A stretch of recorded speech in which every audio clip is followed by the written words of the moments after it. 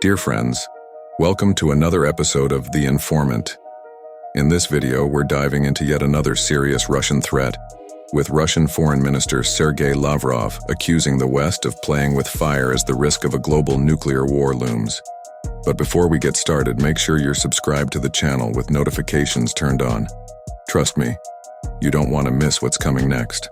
On Tuesday, August 27th, during a conference in Moscow, Russian Foreign Minister Sergei Lavrov issued a stern and alarming threat to the United States and the West at large, comparing Ukraine's allies to children playing with matches.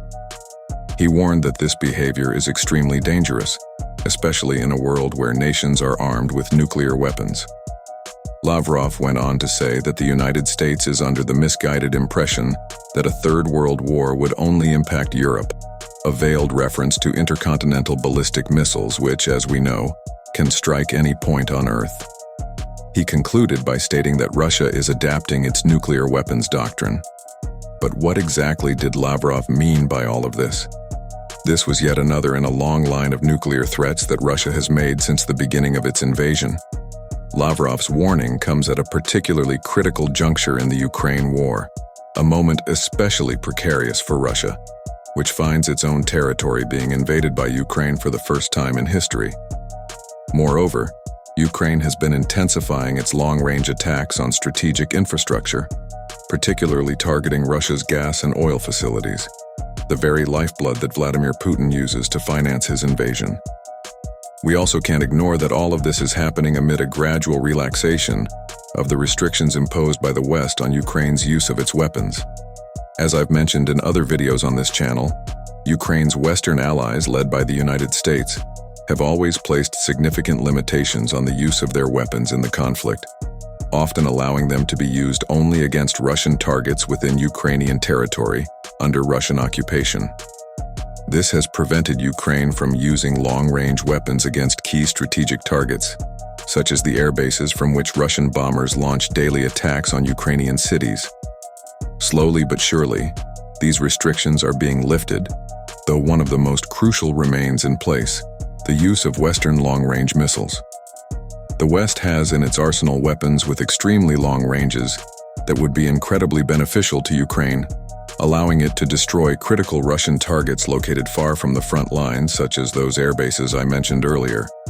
However, these weapons are either not being supplied, such as the Tomahawk cruise missile with a range of over 2,000 kilometers, or they are provided with significant range limitations like the Storm Shadow missile, which, while capable of reaching 550 to 600 kilometers, is supplied to Ukraine with a range limiter reducing its range to 300 kilometers.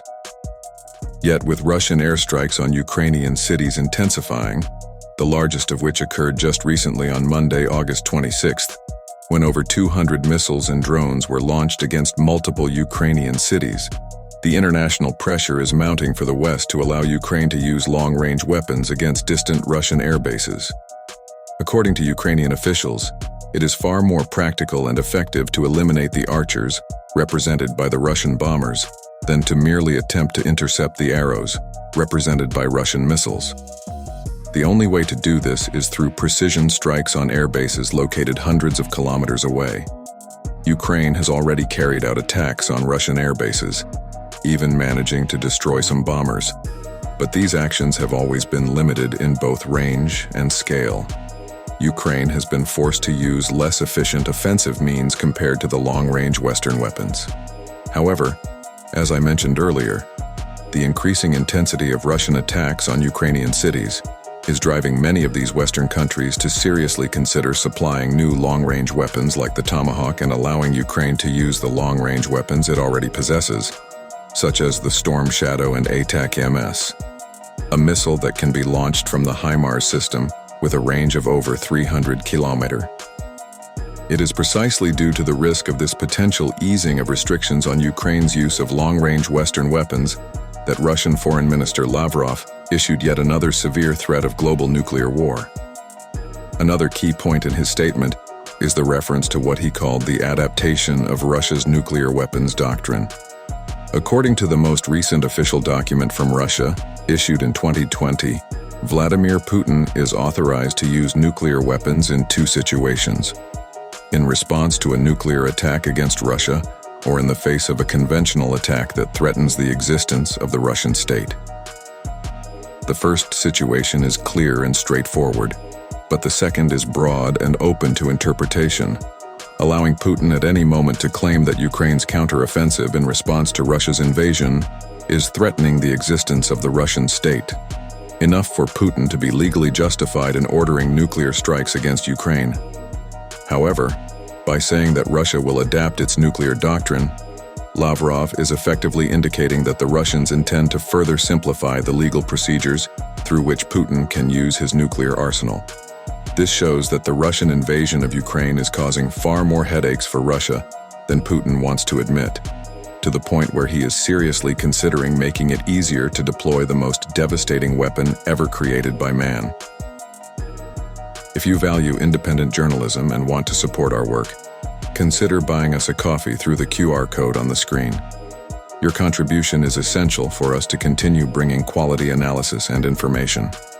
Stay tuned for more updates, and don't forget to subscribe to our channel for the latest analyses and insights on the world's most urgent geopolitical issues.